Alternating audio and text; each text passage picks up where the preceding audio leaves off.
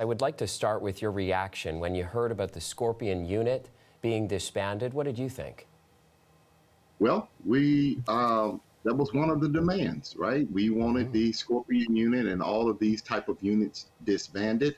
Now we pause, we celebrate, but now the work continues because a lot of times, Chris, these units come back in different names. So we don't want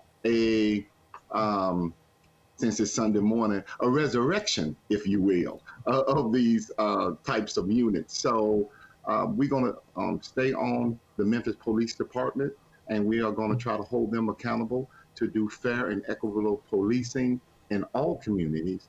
And so we don't want to see this in any other shape or form in the future. And it is interesting because the chief of police there in Memphis was just recently, as of yesterday, even talking about how this unit had done some good work, and yet now we have this disbanding of the unit. So what do you think else needs to happen there to make sure that people like yourself are trusting that the police organization is working with the community as opposed to against the community? Well, I can just tell you what the demands are from the family. We need open and full transparency. We need all officers and all public personnel, if anybody could just stomach watching that video for any length of know that the 5 officers that were fired, yes, we applaud that because that was one of the asks as well, but we know that they were not alone. So who are the other officers, public personnel that supported this? And one of the things that you did notice in the video is that they felt free. These officers felt free to just do all that they did and really believe at that particular moment that they were actually going to get away with it. That like this is something that we do all the time. So that's one of the things that we really want to talk about in the upcoming days and weeks ahead. Let's talk about the culture.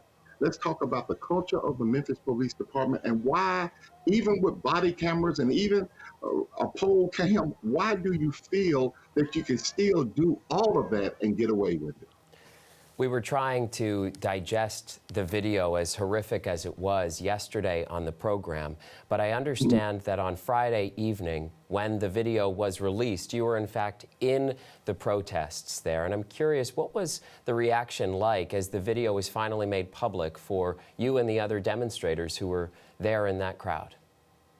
Well, I had the honor of kicking off, if you will, with opening remarks for that Friday night protest. And one of the things that I wanted to get out, first and foremost, one of the reasons why the protest was even called right before the video was coming out was we didn't really need to see the video.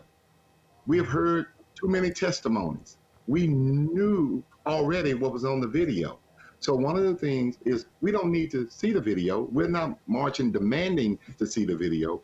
We're marching because of what we know that's on it. So that first and foremost. So yes, very, quote, peaceful march, very loving, very supporting.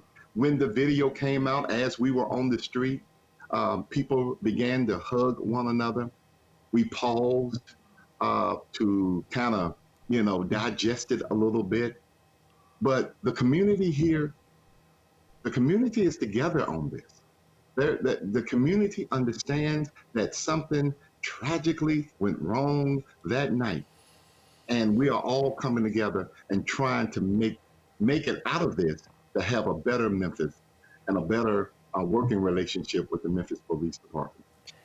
Reverend, I know that this Sunday a lot of people in your city are going to be coming to you for comfort. We just heard a moment ago from Trinity Williams, a black citizen there in Memphis. She said she goes around that city scared each and every day. As you're going to be speaking with your congregation today, what are you going to be telling them to try to bring people together and help them cope through this difficult time?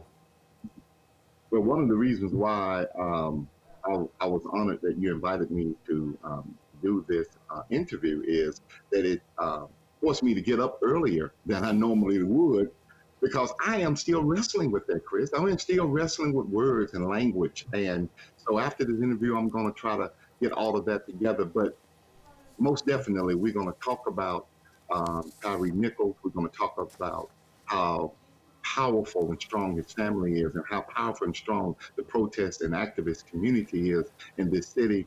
And we're going to talk about call to action, some demands, and what we need to do going forward.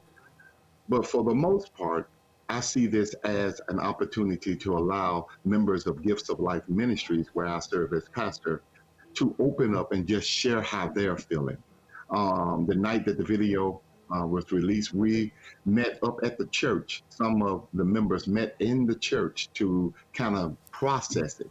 So I want to extend that opportunity today to let people just talk about how they're feeling, and just stand with the people and listen. You just brought up the family of Tyre, and his mother has certainly been a central figure throughout the last number of days. I understand that you had the opportunity to get to see her and meet her at the vigil just on Thursday that you were a part of. And I know that that was quite a powerful moment for you, hearing from Tyre's mother. Of course, a lot of us have certainly been inspired by the words that she has been saying, particularly around saying that she is praying for the 5 officers who are accused in this case now. How powerful do you think she is, and the words that she has been saying, how powerful do you think they are for people right now in your city? Well, I want to also say she and Mr. Wells are really bedrocks. They are the foundation. We are listening to them. A lot of us are listening and taking our movement from them, and we are noticing they are responding to this. Mother Rowe is just so awesome, though. And yes, you're right. I had that opportunity to meet with them and to talk briefly with them, and what I've been sharing. This has been just gut wrenching for her and her family. But for that moment on Thursday night, she smiled. She was so happy. She was so pleased that the Memphis community came out. She just couldn't believe it. She told me, I just don't believe that this is all this love for my son. And at that moment, we understood that this is what it's all about. It's about the spirit of love. It's about the spirit of community. It's about the spirit of holding um, each other together to get through this thing, because none of us would be able to get through it by ourselves. We need to come together. We need to hold and love on each other to get through this. Reverend, thank you so much for waking up early with us this morning to have this conversation. Your congregation there in Memphis is certainly lucky to have you, and we're lucky to have your perspective on the program today, as I know a lot of congregations right around North America are struggling with these conversations today. So thank you for being on the program. Thank you for having me anytime. Thank you. Reverend Andre E. Johnson joining us from Memphis.